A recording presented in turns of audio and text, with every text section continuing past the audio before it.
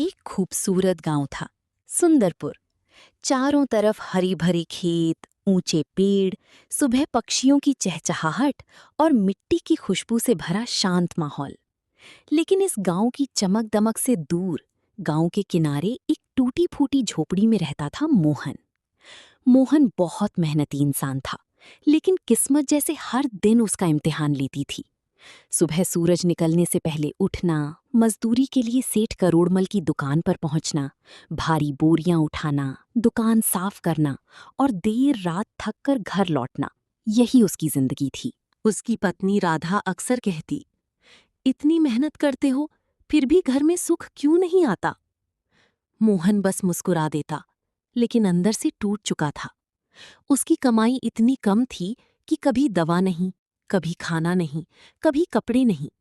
फिर भी वो हर दिन मेहनत करता रहा, क्योंकि उसके पास हार मानने का विकल्प नहीं था। सेठ करोड़मल गांव का सबसे अमीर आदमी था। उसका बड़ा सा आलीशान घर किसी महल से कम नहीं था। ऊंचे दरवाजे, चमकदार फर्श, बड़े कमरे, सुंदर बगीचा। मोहन जब भी वहां जाता, सोचता कि क्या उसकी जिंदगी कभी बदल सकती है। एक दिन सेठ ने कहा, ओ मोहन, ये राशन का सामान मेरे घर छोड़कर आ। मोहन भारी बोरे उठाकर सेठ के घर पहुंचा। जैसे ही वो अंदर गया, उसकी आंखें चौंधिया गईं। बड़े ड्राइंग रूम में महंगे सोफे, चमकती लाइटें और रसोई से आती एक ऐसी खुशबू जिसने उसे रोक दिया। वो खुशबू अलग थी, बहुत लाजवाब। मोहन धीरे धीरे रसोई के पास गया। उसने देखा कि सेठ के बच्चे खुशी खुशी गर्मा गर्म मैगी खा रहे थे। पीले नूडल्स, मसाले की शानदार खुशबू और सिर्फ 2 मिनट में तैयार खाना। मोहन हैरान रह गया। ये क्या है? इतनी जल्दी बनने वाला इतना स्वादिष्ट खाना? उसने कूड़ेदान के पास पड़े खाली पैकेट को उठाकर पढ़ा, 2 मिनट नूडल्स।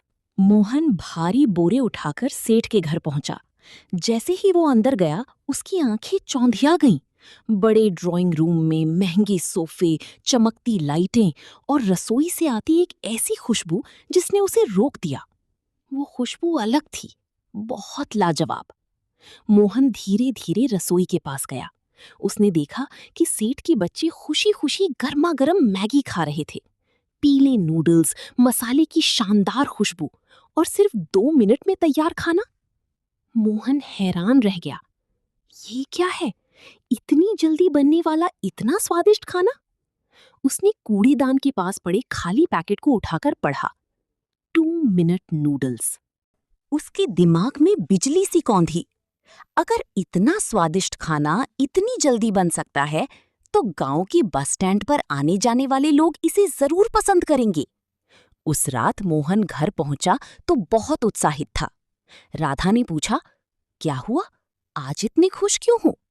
मोहन बोला, राधा, आज मैंने अपनी किस्मत बदलने का रास्ता देख लिया है। उसने राधा को मैगी के बारे में बताया, उसकी खुशबू, उसका स्वाद और जल्दी बनने का फायदा। राधा पहले डर गई। हम गरीब लोग, बिजनेस, अगर पैसे डूब गई तो?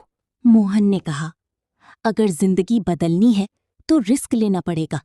मैं अब दूसरों के सपने पूरे नहीं करूंगा, अपना सपना पूरा करूंगा। राधा ने उसका साथ दिया। अगले दिन मोहन ने अपनी छोटी सी बचत निकाली। एक पुराना लकड़ी का ठेला खरीदा, उसे साफ किया, रंगा और बस स्टैंड के पास लगा दिया। बोर्ड पर लिखा था, मोहन की मैगी, सिर्फ 10 रुपए। पहले दिन मोहन सुबह से शाम तक खड़ा रहा।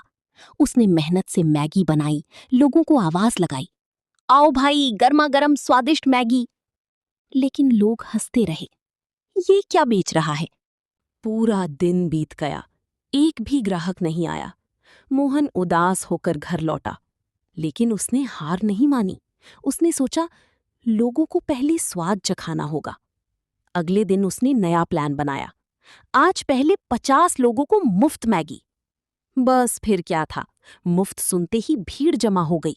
बच्चों ने खाया, फिर बड़ों ने। पहला निवाला खाते ही सबकी आंखें चमक उठीं।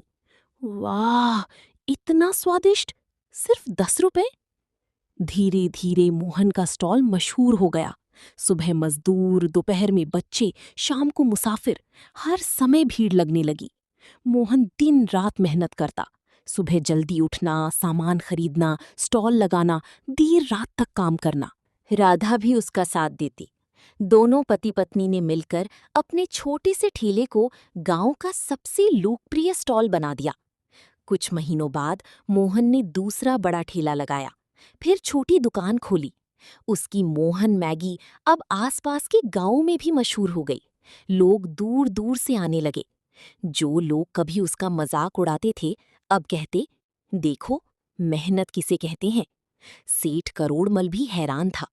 जिस मोहन को वो गरीब मजदूर समझता था, वही अब उससे ज्यादा इज्जत कमा रहा था। कुछ सालों में मोहन ने बड़ा रेस्टोरेंट खोल लिया। बड़ा घर, अच्छी जिंदगी, पत्नी की खुशियां, बच्चों की पढ़ाई, सब बदल गया। लेकिन मोहन अपनी गरीबी नहीं भूला। वो गांव के गरीब बच्चों को मुफ्त खाना खिलाने लगा।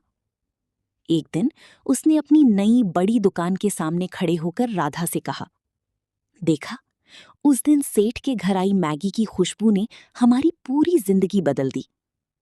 राधा की आंखों में खुशी के आंसू थे। सीख: मेहनत, समझदारी और सही मौके को पहचानने वाला इंसान गरीब से अमीर जरूर बन सकता है। कभी कभी जिंदगी बदलने के लिए सिर्फ एक आइडिया और उसे पूरा करने की हिम्मत चाहिए।